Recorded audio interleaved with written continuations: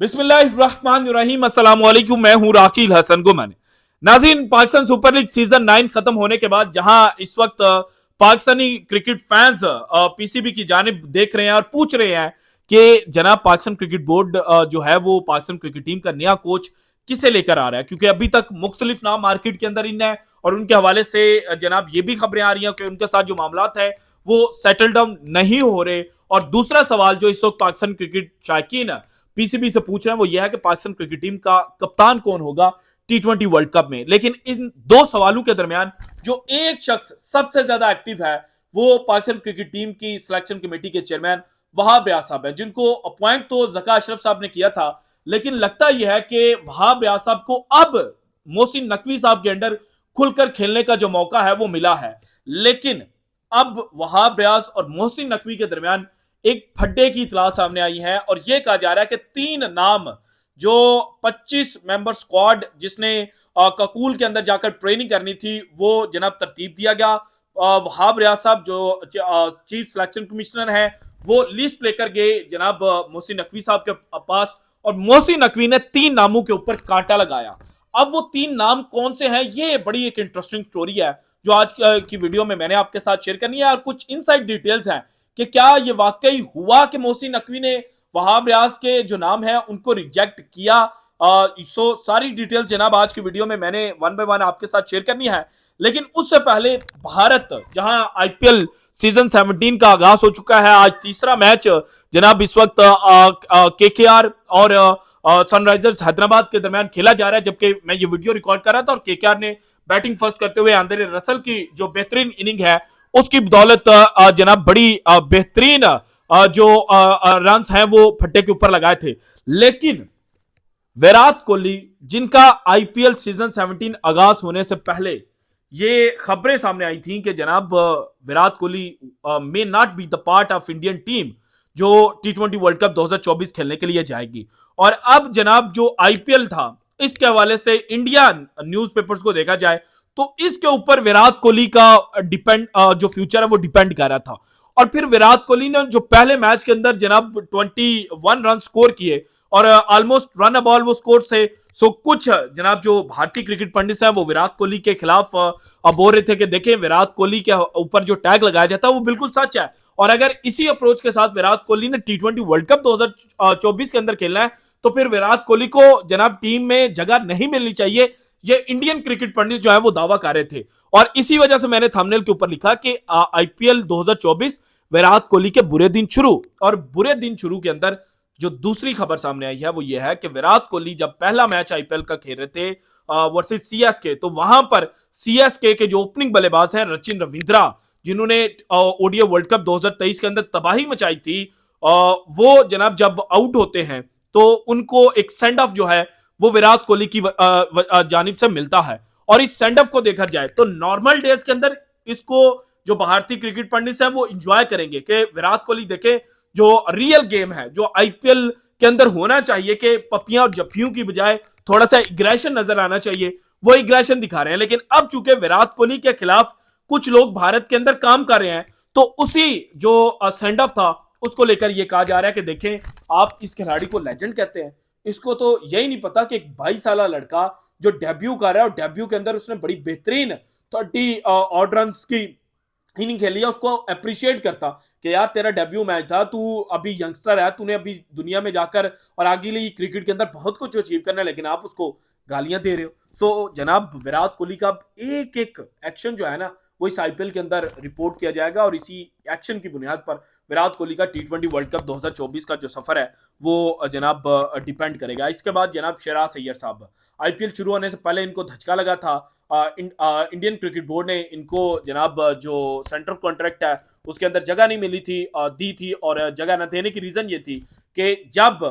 दूसरा test match Bharat और England के दरमियान खत्म हुआ जिसमें ऑब्वियसली भारत ने विशाखापट्टनम के अंदर जीत हासिल की थी, लेकिन इस मैच के अंदर शहराज अय्यर की जानिब से जो रन स्कोर किए वो फर्स्ट इनिंग के अंदर 27 और सेकंड इनिंग के अंदर 29 थे। और शहराज अय्यर को कहा गया कि भाईजान आप घर जाएं और घर जाकर जो डोमेस्टिक क्रिकेट है वो खेलें, फॉर्म हासिल करें और फॉर्म हासिल करके आप दोबारा टीम को रिप्रेजेंट कर सकते हैं। लेकिन शहराज अय्यर साहब घर गए और घर जाकर इन्होंने ये कहा कि भाई मैं तो इंजर्ड हो चुका हूं, हालांकि एनसीए जो नेशनल क्रिकेट एकेडमी है भारत की, उनके जो डॉक्टर्स हैं उन्होंने ये कहा कि शराज अय्यर मुकम्मल फिट है और शराज अय्यर जनाब जो अपनी टीम थी रणजी ट्रॉफी के अंदर मुंबई, उसको रिप्रेजेंट करते हुए नजर नहीं आया। और फिर जनाब जो कुल्हाड़ा है वो बीसीसीआई ने चलाया, इनको सेंट्रल कॉन्ट्रैक्ट की जो जनाब कैटेगरी है उससे बाहर निकाला गया, बल्कि कोई भी कैटेगरी नहीं दी गई थी। और बिलाखिर जनाब ये 2 मार्च को जो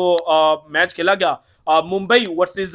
तमिलनाडु, उसके अंदर इनकी एंट्री होती है। वहां पर रन सिर्फ जनाब ये 2 या 3 स्कोर करते हैं। देन जो फाइनल खेला गया 10 मार्च को मुंबई वर्सेस विदर्भा, वहां पर इन्होंने पहली इनिंग के अंदर तो सिर्फ 7, लेकिन सेकंड इनिंग के अंदर 95 रन स्कोर किए। और इसी वजह से जनाब इनके हवाले से यह भी कहा गया कि देखें आपने जो शराज अय्यर है उनको बहुत बड़ी पनिशमेंट जो है वो बीसीसीआई ने दी है, सो इस पनिशमेंट के ऊपर दोबारा से जनाब जो गौरव फिक्र है वो होनी चाहिए। लेकिन अब शराज अय्यर साहब ने ये बताया कि जनाब उनको जो डॉक्टर्स ने बताया था ना उनकी बैक इंजरी को लेकर, वो बहुत खतरनाक था और वो उसकी जानिब दोबारा देखना भी नहीं चाहते। यानी कि शराज अय्यर साहब ये कह रहे हैं कि मैं सच्चा था, भारतीय क्रिकेट बोर्ड जिसने मुझ पर एक गैर एलानिया पाबंदी लगाई है और मुझे सेंट्रल कॉन्ट्रैक्ट से बाहर किया है, वो झूठा था। सो ये 2 खबरें हैं जो जनाब आईपीएल के रिलेटेड आ रही हैं, बल्कि एक एमएस धोनी के हवाले से भी है, वो मैं आपके साथ नेक्स्ट वीडियो में शेयर करूंगा। लेकिन अभी जनाब जो पाकिस्तान के अंदर चल रहा है, इसमें जनाब ये कहा गया है कुछ यूट्यूब चैनल्स और कुछ मीडिया आउटलेट्स की जानिब से कि जनाब मोहसिन नकवी साहब ने 3 नाम रिजेक्ट कर दिए हैं वहाब रियाज के। और इन 3 नामों में पहला नाम कहा जा रहा है कि जनाब इमाद वसीम का था। और इमाद वसीम के हवाले से यह कहा गया कि इमाद वसीम को पीसीबी ने यह कहा कि आपके बाबर आजम के साथ इख्तलाफात हैं, आप उन इख्तलाफात को खत्म करें और बाबर आजम के साथ बैठकर एक प्रेस कॉन्फ्रेंस करें, ताकि ऑल इज वेल का जो एक जनाब साइन है वो पाकिस्तान क्रिकेट फैंस को शो हो। इसके बाद जो दूसरी बात इमाद वसीम के सामने रखी गई कि आप अपनी रिटायरमेंट जो है वो अनकंडीशनल वापस लें, क्योंकि जनाब कुछ पाकिस्तानी मीडिया आउटलेट्स जो हैं उनमें यह खबर शेयर हो रही थी कि इमाद वसीम ने 2 कंडीशंस की वजह से जो रिटायरमेंट है वो वापस लिया। एक तो यह है कि उनको एनओसी जो मुख्तलिफ लीग्स हैं उनके लिए बर वक्त जारी किया जाएगा और कोई रुकावट खड़ी नहीं की जाएगी। और दूसरा, उनका जो सेंट्रल कॉन्ट्रैक्ट है वो सी कैटेगरी से उठाकर, जो उनको 2023 से 2024 का सेंट्रल कॉन्ट्रैक्ट मिला था उसमें सी कैटेगरी मिली थी, लेकिन यह कहा गया कि सी कैटेगरी से उठाकर उनका जो सेंट्रल कॉन्ट्रैक्ट है वो ए कैटेगरी पर डाला जाए और उनको अच्छी खासी रकम जो है वो दी जाए। लेकिन मैं जनाब जो खबर रीड कर रहा था वो कादिर ख्वाजा साहब ने ट्वीट की हुई थी और वो ये कह रहे थे कि जनाब ऐसी कोई भी जो कंडीशन है वो पुट नहीं की थी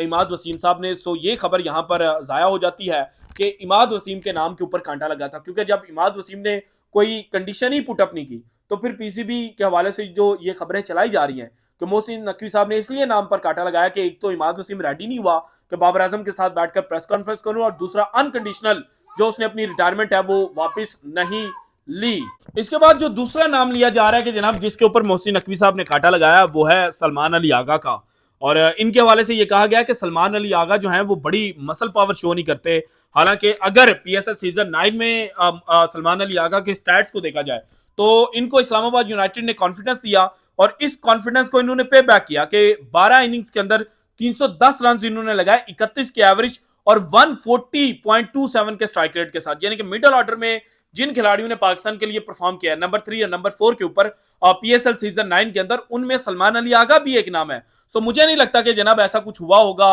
और जनाब ये कहा जा रहा है कि जो तीसरा नाम रिजेक्ट किया है वो है मोहम्मद हारिस का। मोहम्मद हारिस को जनाब जब पाकिस्तान न्यूजीलैंड टूर के ऊपर गया था तो हारिस को तो किसी ने सिलेक्ट ही नहीं किया था। सो अब जनाब हारिस को किस परफॉर्मेंस की बुनियाद पर सिलेक्शन दी जा रही थी, अगर ये खबर सच मान ली जाए कि हारिस का नाम इंक्लूड किया जा रहा था। सो जनाब पीएसएल में जो उन्होंने 142 रन स्कोर किए हैं और इसमें सिर्फ एक 40 रन की इनिंग उन्होंने खेली है, बाकी तो कोई 50 भी जनाब वो रन स्कोर नहीं कर पाए और स्ट्राइक रेट है 132.71 का। जबकि ऊपर बाबर को देखा जाए, साइम अयूब को देखा जाए और मोहम्मद रिजवान को भी समाओ देखा जाए तो उन्होंने रन्स में भी जनाब जो रिजवान का एक केस है उसमें उन्होंने हारिस से कम रन स्कोर किए, हारिस से ज्यादा रन स्कोर किए हैं कम स्ट्राइक रेट के साथ। 122 है शायद रिजवान का स्ट्राइक रेट, लेकिन जो हारिस हैं उनकी जगह क्यों बन रही थी। और फिर साथ ये भी कुछ मीडिया आउटलेट्स की जानिब से कहा जा रहा है कि जनाब आजम खान का नाम इंक्लूड करवाया। तो भाईजान आजम खान की जो परफॉर्मेंस है इस सीजन में वो 226 रन उन्होंने स्कोर किए हैं 171.21 के स्ट्राइक रेट के साथ। सो मुझे लगता है कि जनाब ये जो खबर है ना, मोहसिन नकवी ने वहाब रियाज के नामों के ऊपर कांटा लगा दिया, ये फैब्रिकेट की गई है, ये खुद से बनाई गई है कुछ सहाफियों की जानिब से। अब उनका एजेंडा क्या है ये आप मुझसे बेहतर जानते होंगे, लेकिन मुझे अपनी जो पर्सनल राय है उसके मुताबिक ये लगता है कि जनाब ये खबर जो है वो फैब्रिकेट की गई है, ऐसा कुछ भी नहीं है। हालांकि ये जनाब जो खबर है इसको एक रीजन ये भी मिल रही है कि जो नाम अब तक अनाउंस हो जाना चाहिए तो वो नाम अनाउंस क्यों नहीं किए जनाब वहाब रियाज साहब ने, तो इस वजह से कुछ कुछ बात जन्म ले रहे हैं। लेकिन मेरे एंड तक मुझे ये लगता है, जहां तक मेरी अपनी बात है, कि जनाब ये खबर सच नहीं है। So this is it from today's episode. अगर आपको वीडियो पसंद है तो लाइक कीजिएगा, ज्यादा से ज्यादा शेयर कीजिएगा, अपनी कीमती राय का इजहार लाजमी कीजिएगा, और अगर आपने अभी तक चैनल को सब्सक्राइब नहीं किया तो कर दें। शुक्रिया, अल्लाह हाफिज।